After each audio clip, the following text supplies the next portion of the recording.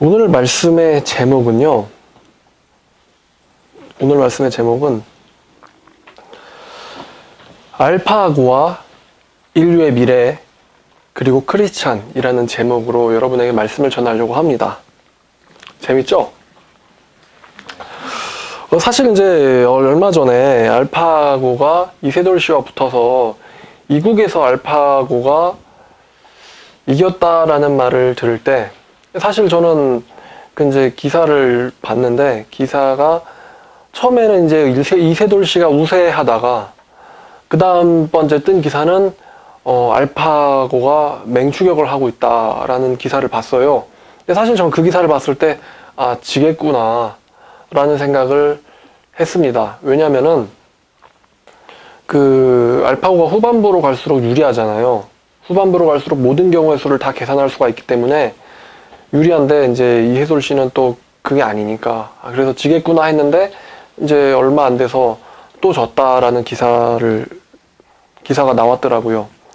근데 제가 그 기사를 봤을 때 솔직히 제 심정은요 거의 이제 인류의 종말을 본 것 같은 기분이었습니다. 인류의 종말을 본 것 같이 전 굉장히 침울했어요. 뭐 일각에서는 뭐 AI 어쩌고 무서워할 필요 없다 뭐 이런 얘기를 하는데요. 전 굉장히 침울했다고요, 저는. 근데 다른 신학생들은 뭐 별로 신경 안 쓰는 것 같더라고요. 그냥 야, 또 졌어? 이러고 끝났어요. 신학생들은 신경 안 쓰는 것 같더라고요. 왜? 알파고가 생긴다는들 뭐 지들 자리를 뭐 위협받겠어요? 그죠? 어쩌면 알파고가 설교를 하는 게 나을 수도 있을지도 모르죠. 알파고가 대신 목사가 되거나 신부가 돼가지고 신부님 그러면 이제 막 알파고가 대답하세요. 그러면 이제 막 제가 이랬습니다. 그러면 그 고해성사를 듣는 도중에 정보를 검색 다다다다다 해가지고 이런 사람들한테는 이런 말이 좋고 띡띡띡 매칭시켜줘가지고 이제 알파고가 이제 음성으로 그걸 변화시켜가지고 얘기를 해주는 거죠. 그러면 이제 최고의 상담을 알파고는 받게 되는 거고 또 이제 알파고가 목사가 됐어요. 목사로 샀어요. 목사 알파고를 샀어요. 그러면 이제 목사가 그동안 이제 인류들이 했던 모든 설교 원고에 접속해가지고 어떤 설교 주제, 이때는 이런 청중들이 많으니까 이런 설교들을 만들어야겠다. 그래가지고 그 수많은 설교 중에 베스트 설교들을 탁탁탁 조합해가지고 엄청나게 괜찮은 설교문 하나를 딱 뽑아가지고 읽어주는 거예요. 이럴 때는 목소리는 낮게, 이럴 때는 목소리는 높게, 이럴 땐 목소리를 작게, 이럴 때는 우렁차게 이런 거를 완급 조절까지 해가지고 딱 그러면 듣는 사람이 오늘 최고의 설교했습니다 알파고님. 그러면 목사님이 아니죠, 기계가 이건 다 하나님의 은혜입니다 라고 리스폰스 해라. 물론 그렇게 되지는 않을 거예요. 목회자 영역까지 알파고가 들어오진 않을 텐데 제가 왜 알파고의 승리를 보고도 인류의 종말을 마치 본 것 같이 침울했냐 하면은 그 인공지능의 발달로 말미암아 수많은 사람들이 일자리를 잃게 될 것이 분명하고요. 또 수많은 가정이 자살하게 될 것이기 때문입니다. 마치 IMF 때처럼요. IMF 때처럼 그때는 기업들이 문화발식 확장을 해서 오히려 금융위기 때문에 많은 사람들이 파산하고 뛰어내리고 자기 인생을 망가뜨렸다 한다면 이제는 발달한 인공지능으로 인해서 많은 사람들이 직장을 잃게 될 것이고 직장을 잃게 되면은 뭘 하겠어요? 자살하겠죠. 물론 안 하는 사람도 있겠지만 우리나라처럼 자살률이 높은 우리나라 자살공화국이잖아요. 그러니까 이게 곧 수많은 사람들의 생존을 실업이라는 건 사실 생존과 직결돼 있거든요. 수많은 사람들의 생존을 위협하겠구나. 뭐 어떤 사람은 기계가 발달했다고 해서 일자리가 줄지 않았다 오히려 더 늘었다라고 하는데요. 그게 아니고요. 분명 수많은 사람들이 길로 내몰리게 될 겁니다. 전 그것을 본 것 같았어요.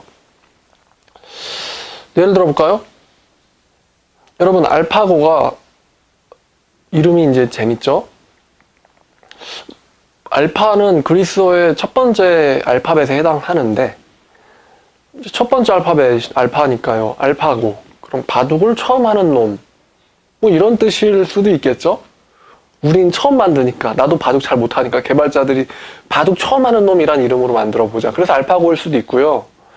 어쩌면은 알파와 오메가 할 때 그 알파를 가져와서 그 알파 오메가는 신이 쓰는 용어거든요. 바둑의 신이라는 의미로 만들었을 수도 있습니다. 우리는 처음부터 얘를 바둑의 신으로 만들겠다. 그래서 신계들이 놀고 있는 이 천상계라는 영역을 평정하겠다라는 평정할 생각으로 처음부터 그럴 목적으로 만들었을 수도 있어요. 근데 바둑이 보니까 이제 19 곱하기 19인 것 같아요. 뭐 틀릴 수도 있지만. 그래서 이 모든 경우의 수는 우주의 원자 수보다도 많다라고 얘기하는데, 만약에 여러분 이렇게 생각해 봅시다. 알파고를 바둑이 아니라 전투 시뮬레이션으로 훈련을 시켜가지고 끊임없이 수십만, 수백만의 가상 대결을 시켜서 인간 조종사와의 가상 대결을 시켜서 같은 성능을 가진 같은 전투기끼리 조우했을 때 항상 무조건 알파고가 탑재된 전투기가 이길 수 있도록, 무조건 이기도록 시뮬레이션된 전투기가 등장한다고 생각을 해보세요. 막 그랬죠. 알파고가 여기다 수를 뒀는데 이 수가 악수고 망한 수고, 만약에 이걸 뒀으면은 프로기사한테 두들겨 맞았어야 되는 수인데 나중에 그게 신의 수였다. 아무도 알파고가 두는 수를 이해하지 못했다. 그렇게 얘기를 하는데요. 그 전투기가 날린 미사일이나 포탄의 방향이 우리가 전혀 예측하지 못한 방향이고, 거기서 터지는 폭발들이 결과적으로 인간이 타고 있는 전투기의 파괴로 이어지게 되는 결과까지도 알파고는 할 수 있어요. 이미 몇십 수, 몇백 수, 몇천 수 앞을 내다보고 있으니까. 게다가 제 생각인데 바둑에서 이기는 것보다 전투기끼리 이기는 게 훨씬 더 쉬울 것 같아요. 왜냐면요, 이거는 경우의 수가 한정돼 있잖아. 경우의 수가 무한하잖아요. 근데 전투기끼리 조우했을 때의 경우의 수라는 건 사실 많지 않을 것 같거든요. 진행 방향이겠죠. 가던 게 뒤로 갈 수는 없으니까. 좀 더 빨리, 좀 더 느리게, 그 다음에 위, 아래, 좌우, 이 방향의 경우의 수를 갖고 있겠죠. 그리고 거기서 달린 무기들도 한정돼 있고, 쏘는 뭐 기관포, 패트리언 미사일 뭐 이렇게 한정돼 있겠죠. 그러니까 사실 전투기끼리 조우했을 때 인간들이 선택할 수 있는 경우의 수가 몇십 가지가 있는데 그게 바둑의 경우의 수보다 훨씬 더 적을 거란 말입니다. 그러니까 결국 바둑보다요, 전투기끼리 붙였을 때 이기는 게 더 쉬울 거란 말이에요. 기계가 인간을 이기는데. 수십 수백만 번 시뮬레이션 된 인공지능, 판단하는데 걸리는 시간 0.001초. 어떻게 이깁니까? 항상 최고의 수만을 두는데. 근데 또 한번 이런 생각도 해봤어요. 그런 알파고들이 탑재된 탱크, 전투기, 장갑차, 그것들을 통제하는 알파고.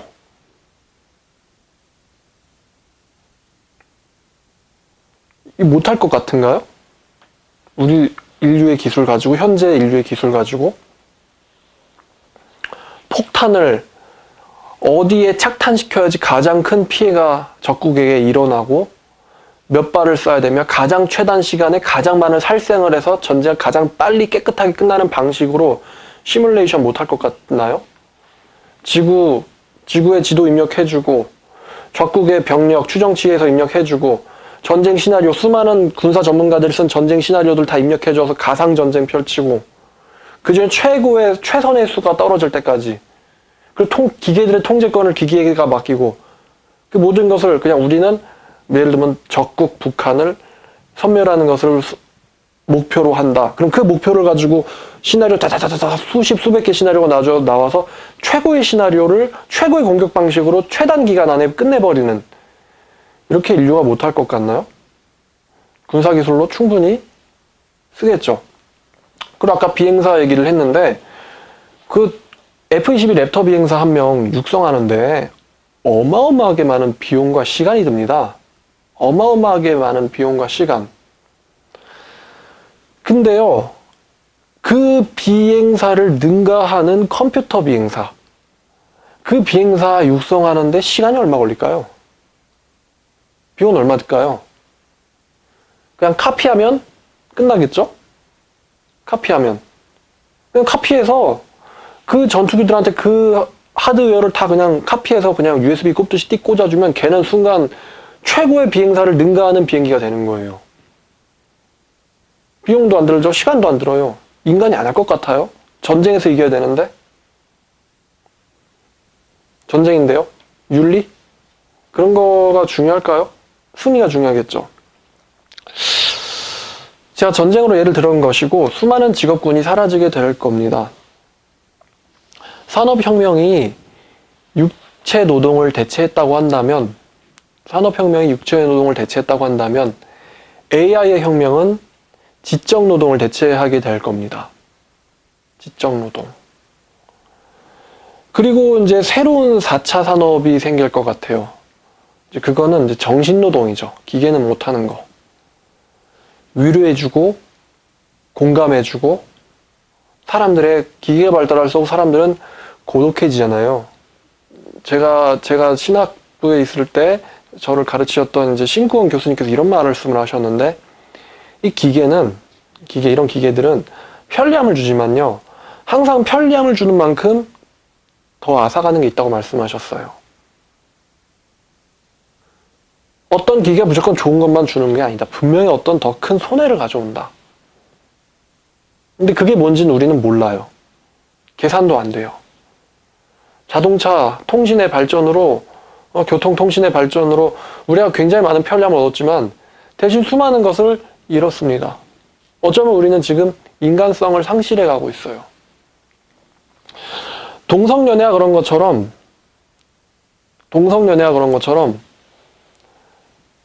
우리가 그것을 사랑이라고 느끼기만 한다면 상대가 무엇이든 상관없다.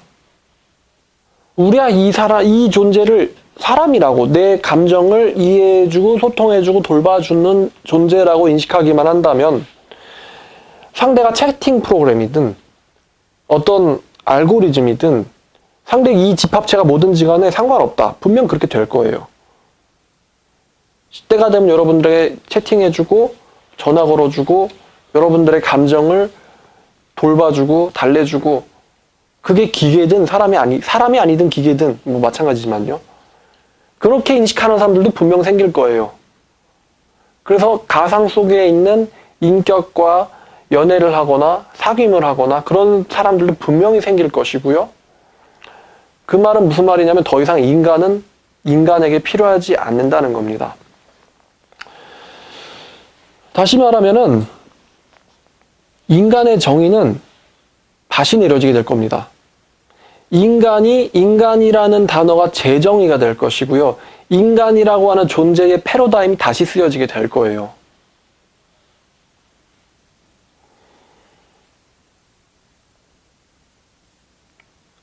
아마 이제 그렇게 되겠죠. 옛날에는 사람들이 말을 닦아줬잖아요.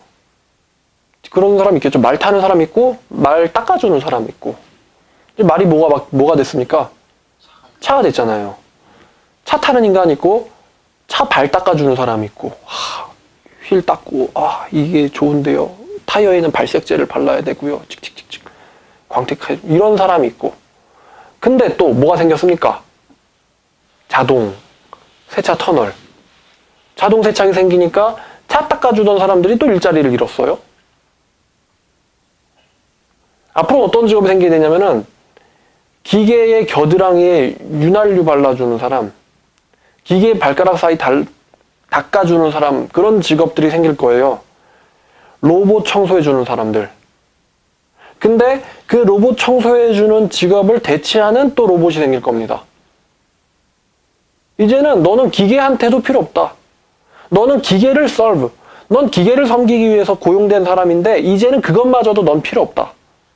분명 그렇게 됩니다.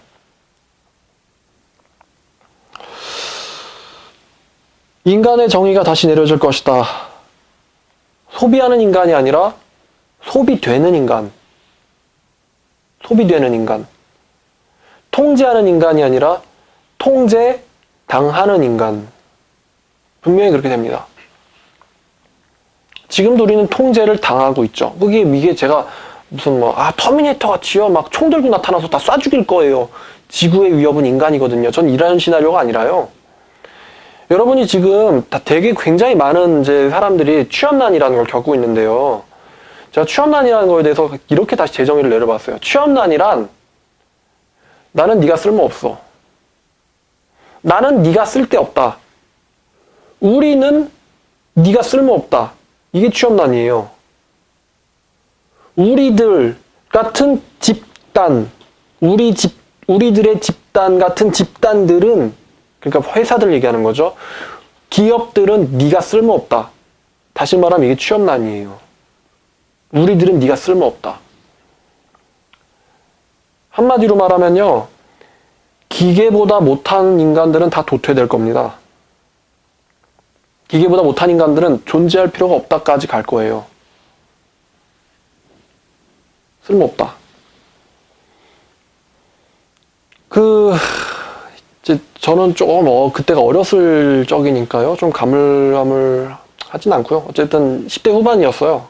어릴 때죠. 그때 뭐가 나왔냐면 하이패스가 나왔습니다. 우리들이 이제 고속도로를 통과하려면은 항상 톨게이트 앞에 차들이 빽빽했어요. 다 가다가 서가지고 돈 내고 가장 최단 시간에 잔돈 탁탁 받고는 영수증 받자마자 영수증 받으시겠습니까? 네, 가고. 영수증 받으시겠습니까? 됐습니다. 이러고 가고. 그랬던 시대가 있었거든요. 근데 뭐가 생겼냐면 하이패스가 생겼어요. 하이패스가.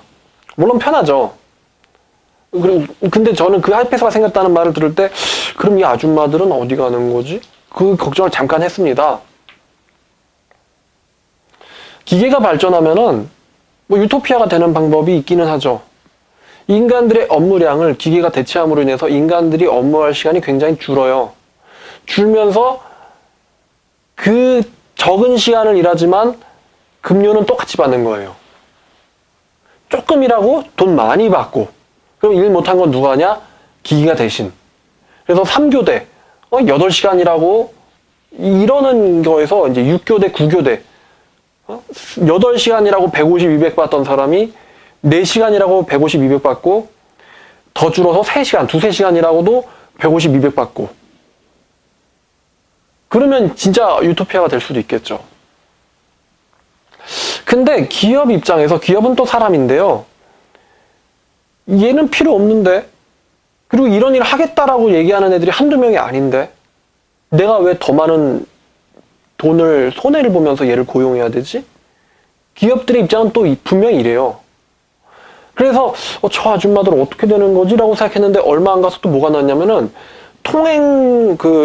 톨게이트 근처에서 천막 쳐놓고 시위하시는 아줌마들, 우리 어머니들, 그런 분들이 갈 데 없고 힘들다라는 기사를 저는 봤어요. 예상대로 다 잘렸구나. 다. 하이패스 100% 장착되죠? 이제 그나마 있는 차로들도 다 없어지게 될 거예요. 이제는 그 관리하는 곳에서 문제 생겼을 때 그 문제 처리해주는 관리자 직원 한두 명만 있고 나머지는 싹 다 기계가 알아서 하겠죠. 사람들은 인류가 더 편해질 수도 있다고 얘기하지만 적어도 그 기계들을 사들이는 자본가들은 그렇게 생각하지 않을 것입니다. 아무도 조금 일 시키고 많이 주고 싶어 하지 않을 거예요. 많이 일 시키고 똑같이 주기를 원하죠. 그럼 일자리가 없어진 사람들은 그냥 집에서 방치당하겠죠. 지금 그런 것처럼요. 또 무서운 게 맞아요. 취업난은 제가 아까 통제 얘기를 했는데 우리가 통제되고 있어요. 어떤 식으로 통제되냐? 쓸모없는 인간은요. 이제 여태까지는 나는 네가 쓸모없다. 그러면 그래 나도 너 쓸모없어. 이렇게 했는데요. 우리 기업은 네가 쓸모없다. 한국 사회는 네가 쓸모없다. 넘어가서 지구는, 인류는 너를 필요로 하지 않는다. 여기까지 갈 것 같거든요. 그러니까 이제 젊은이들이 그렇게 얘기하죠. 아니 이렇게 취업이 힘든데 어떻게 애를 낳으라는 거냐. 이런 말 하잖아요. 이렇게 돈 벌기 힘든데 어떻게 애를 낳으라고. 정치할 인간들 정신이 있어 없어? 다시 말하면요. 우리는 취업난 때문에 인구수를 통제당하고 있어요. 그렇지 않나요? 인구수 조절당하고 있잖아요.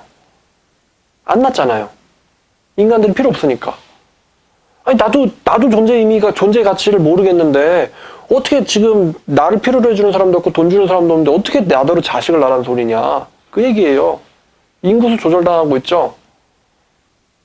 우리가 일하지 못하는 사람들을 위해서 우리나라에서 뭘 줍니까? 보조금 주죠. 정부에서 쌀 줘요. 라면 주고요. 짜파게티도 주고요. 너는 살아야 합니다.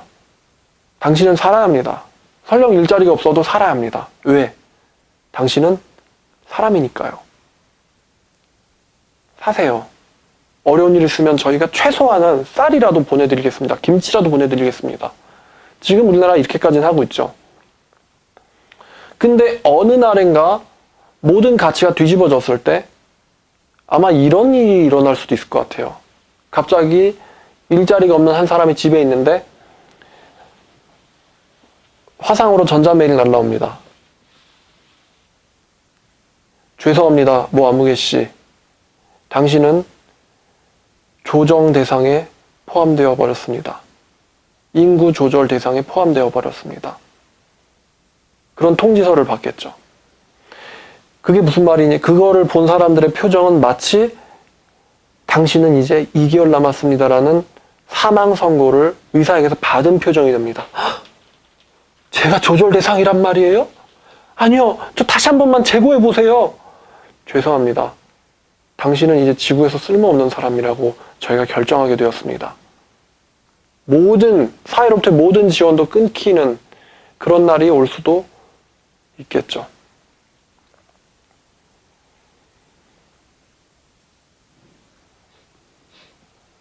사람들이 만든 게 사람을 행복하게 해주느냐? 절대 아닙니다. 고린도전서 3장 20절 말씀에 사도 바울이요, 시편을 인용해서 이런 말을 해요. 주께서 지혜 있는 자들의 생각을 헛것으로 아신다 하셨느니라.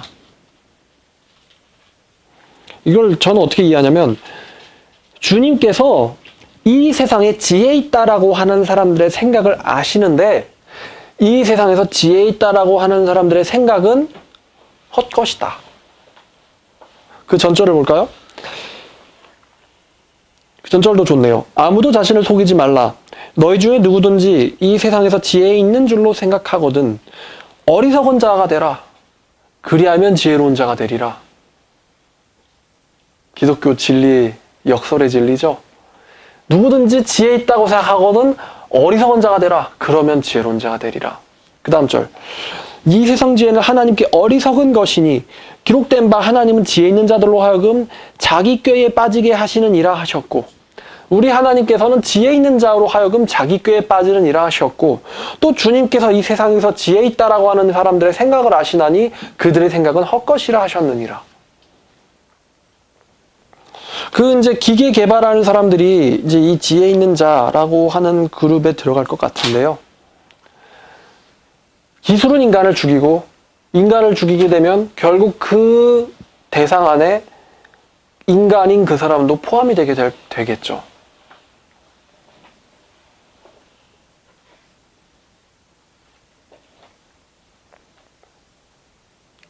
그러니까 제가 무슨 생각을 딱 하게 됐냐면은, 앞으로는요, 즉 텔레비에서 그러더라고요. 앞으로는 기계와 경쟁해야 될 것이다. 여태까지는 인간 대 인간끼리 경쟁하면 됐는데, 이제는 기계와 인간이 경쟁해야 될 것이다.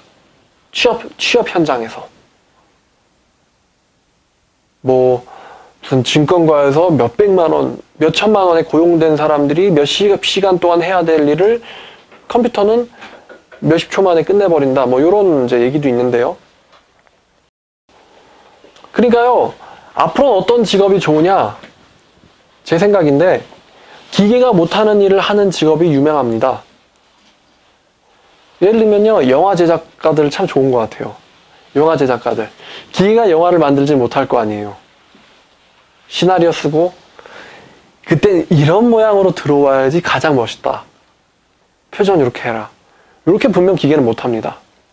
영화 제작자들, 또 음악가들, 예술가들, 그 다음에 기계를 관리해주는 직업을 찾는 사람들, 그리고 기계공학자들, 그 기계에 들어가는 소프트웨어 공학자들, 그런 직업들이 굉장히 유망해질 것 같아요. 그리고 또 성직자들, 감정 노동자들, 그런 직군이 앞으로는 살아남을 것 같습니다. 자, 여태까지 너무 부정적인 것들만 얘기를 했는데요. 인류 통제, 부정적이죠. 인간의 숫자를 통제당한다. 기계에 의해서 통제당하는 게 아니고 우리들 스스로가 필요에 의해서 통제당하는 그런 세상에 대해서도 얘기를 했는데, 근데 또 저는 또 두 번째 희망을 봤어요. 두 번째로는 희망을 봤어요. 그게 뭐냐면, 이 알파고가 만들어지기까지 신이나 외계인이 개입한 게 아닙니다. 결국 인간이 만들었어요. 그 얘기는 뭐냐면은, 이세돌 구단과 알파고가 이제 앞으로 어떻게 될지 모르지만 결국엔 기계가 이길 겁니다. 기계 계속 발전하잖아요. 더 소형화가 되고 더 빨라지고 결국엔 능가해요. 모든 경우의 수까지도 계산하려고 들겠죠. 그렇지만 어차피 그것은 사람이 만든 거라는 겁니다. 이거는요, 우리가 앞으로 나갈 미래이지 우리의 미래 가운데 없었던 미래가 아니에요. 이건 우리 앞에 있는 미래예요. 그렇기 때문에 이 있는 미래, 기계들이 인간들을 밀어내는 이 미래를 우리는 두려워할 필요는 없어요. 못하는 짓은 판도라의 상자를 여는 거 아닌가? 그렇게 생각할 필요가 없다는 거예요. 사람들이 이 미래는 없었던 것이 아니고 사람들이 만들어 나가는 의도된 것이다. 그리고 또 하나, 이 바둑에서도 프로들도 이해하지 못했는데 그게 신의 수라 그러잖아요. 신의 수였다. 재밌죠? 신의 수였다. 악수인데 신의 수예요. 자, 근데 저는 이 똑같은 것을 하나님을 보면서 또 느꼈어요. 하나님의 하시는 일을 인간들이 봤을 땐 정말로 어리석은 걸로 보인다. 근데 그게 뒤집어 보니까 그게 신의 수인 거예요. 성경도 얘기합니다. 고린도전서 1장 25절에 보니까요. 하나님의 어리석음은 사람들의 지혜보다 지혜롭고 하나님의 약하심은 사람들의 강함보다 강하니라. 좀 이제 이해가 되죠? 다들 알파고한테 당했으니까 이해가 될 거예요. 하나님은 절대로 어리석은 결정을 내리시지 않습니다. 왜 지금 사도 바울이 하나님의 어리석음이라고 표현을 했냐면요. 그 방식이 사람들이 봤을 땐 어리석게 보이기 때문에 하나님의 어리석음이라는 표현을 쓴 거지, 하나님은 결코 내가 어리석은 결정을 했네 이런 일은 없으세요. 하나님은 무조건 최선의 결정을 내리십니다. 최고의 결정을 내리십니다.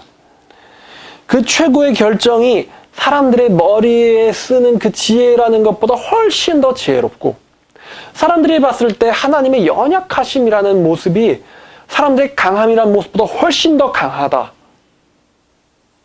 하나님의 최고의 어리석음과 연약함의 결정체가 무엇입니까?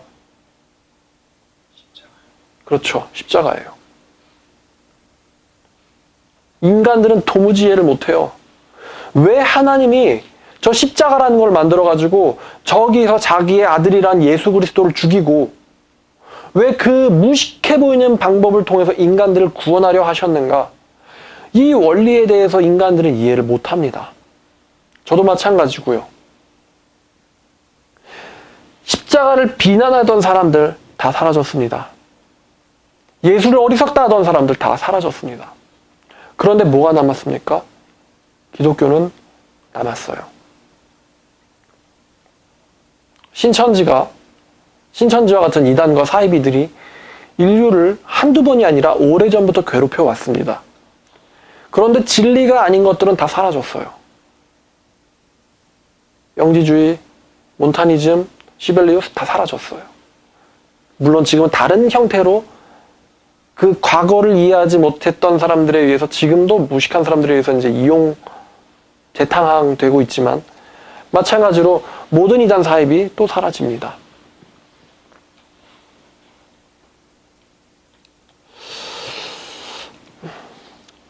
또 재밌는 얘기를 또 기사를 보면서 제가 봤는데, 인공지능이란 버튼 버튼업과 톱다운이 동시에 되어야 진정한 인공지능이라고 하더라고요.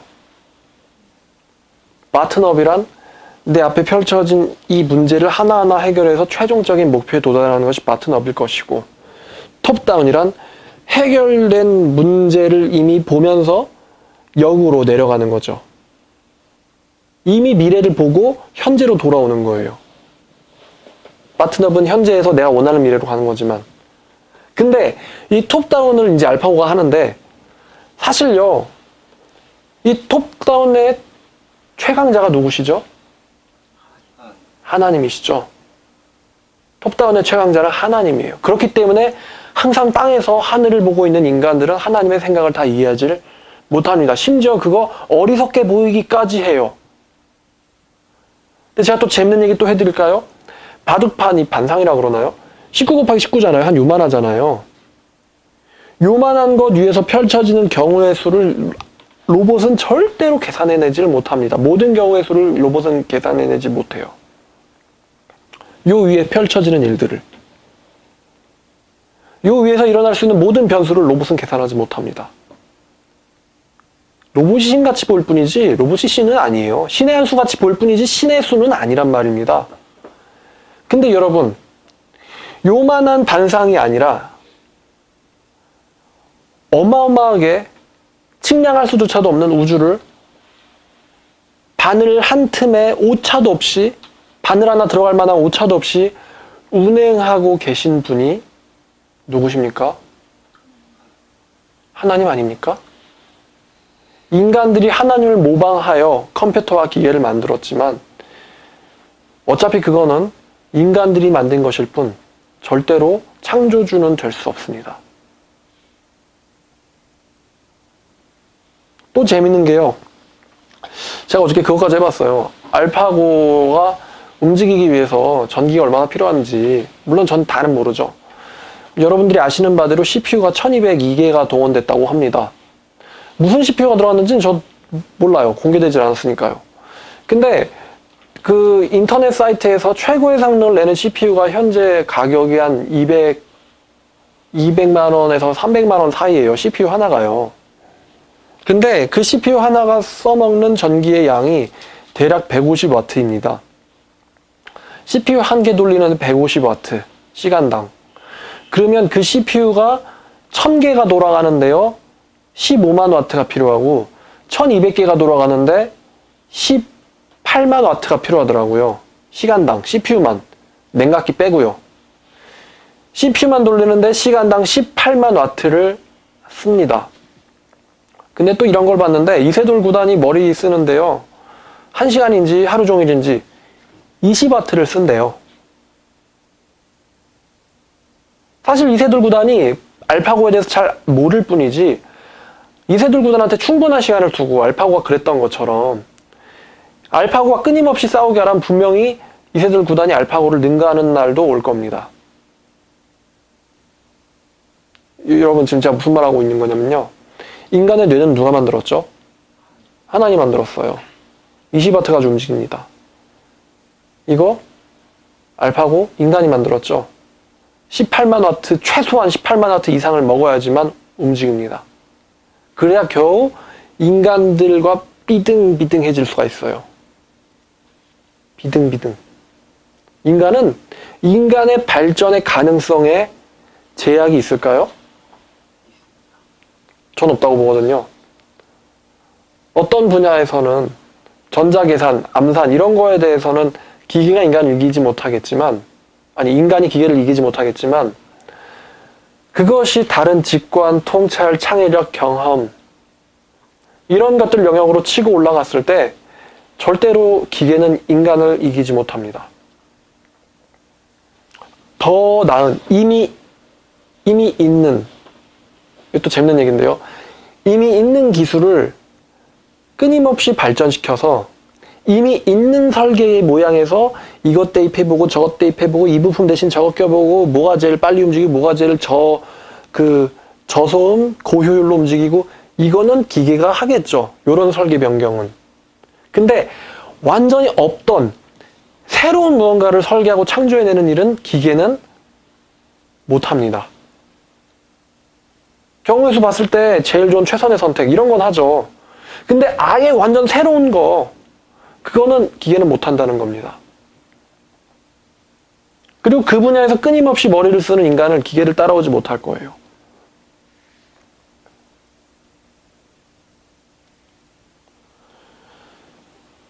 그러니까 저는 이 알파고를 보면서 무서움을 느꼈지만 동시에 하나님의 실제를 또 느꼈어요.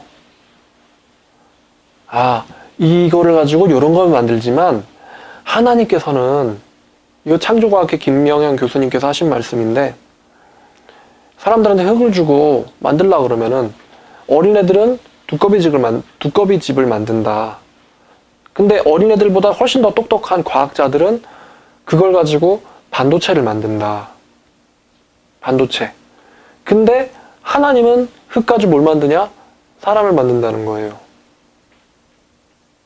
반도체에 어마어마한 정보를 조작할 수 있지만 그 반도체 사이즈의 뇌세포에는요, 그 반도체로는 도저히 따라잡을 수 없을 만큼의 정보를 저장할 수 있다고 합니다.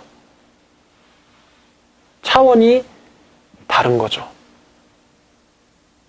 신과 과학자와 아주 평범한 어린 아이들 사이에는 서로 다른 차이가 있는데 하나님과 인간은 똑똑하다고 하는 사람들 사이에는 사실 넘지 못할 엄청난 차이가 있는 거예요. 그들의 창조물을 보니까 인간의 창조물과 하나님의 창조물을 보니까 인간은 끊임없이 하나님을 모방하죠. 하지만 결코 하나님을 만들 수는 없을 거예요. 없지요.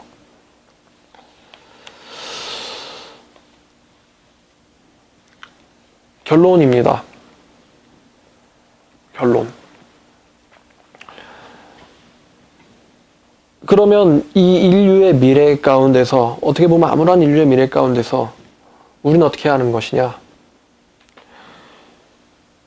하나님께서는 자기를 믿는 사람들에게, 자기를 바라는 자들에게 비전을 주시고 소망을 주시고 재능과 달란트를 주십니다.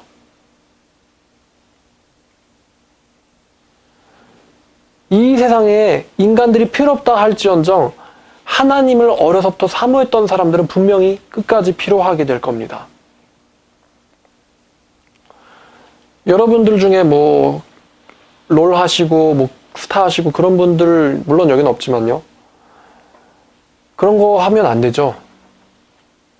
컴퓨터 게임이나 하고 있을 시간이 없어요. 컴퓨터 게임이나 하면은 절대로 컴퓨터는 능가 못하고요.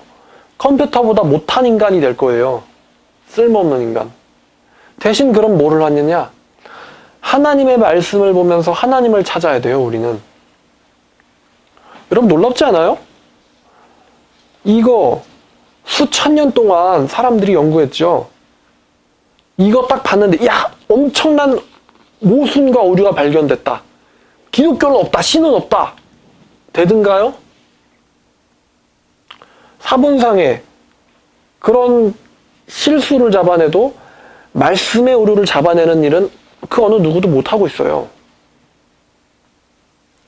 그거 보면서 이게 수천 년 동안 인간들이 이것을 가지고 시험해보고 검증해봤지만 인간들이 여기서 오류를 찾아내지 못하고 있어요.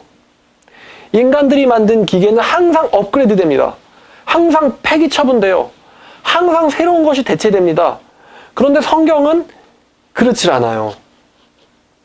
성경에 있는 진리는 전부 거짓이다. 성경은 인간을 파괴한다. 이것보다 더 나은 뭔가의 진리가, 새로운 진리, 이단들이 얘기하죠. 새 언약이 있다.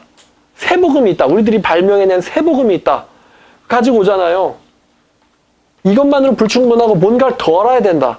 그거에 심취된 사람들이 뭘 당합니까? 멸망을 당하잖아요. 그러니까 여러분 다시 말하면 이거를 보면서 우리는 하나님의 실제하심을 느껴요. 하나님의 실제하심을 느껴요. 인구가 조절된다 할지라도 하나님께서는 그러한 절망적인 상황 가운데서도 하나님을 찾는 사람들을 어떻게든 살려내십니다. 알파고는 계산하죠. 이거는 살려야 되는 수, 이거는 버리는 수. 살리고 버리는데 감정에 개입이 없죠. 딱 계산하고 효율 때려가지고 살리는 수를 무조건 살리죠. 우리 하나님이 그럴까요? 얘는 살려야 되는데 얘를 살리기 위해서 너무 많은 시간과 자원과 소모가 들어간다. 그러므로 얘는 버리는 수다. 우리 하나님이 인간을 가지고 그렇게 계산하실까요? 얘는 필요하지만 얘는 버리는 수다.